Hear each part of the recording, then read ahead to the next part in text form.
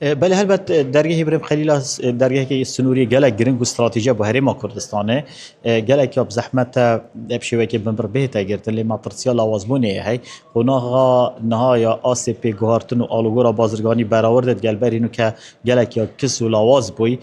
بشک کامازن بازرگانیت ما ضرر را بکتی رژه کامازن یا کوگه حال ناف پارزگاه دو که اداره سربخو یا زاخو اتماین والا بطال رژه کامازن یا کمپانیا و بریکارا که وکالت کمپانیت مازنت نیو دولتین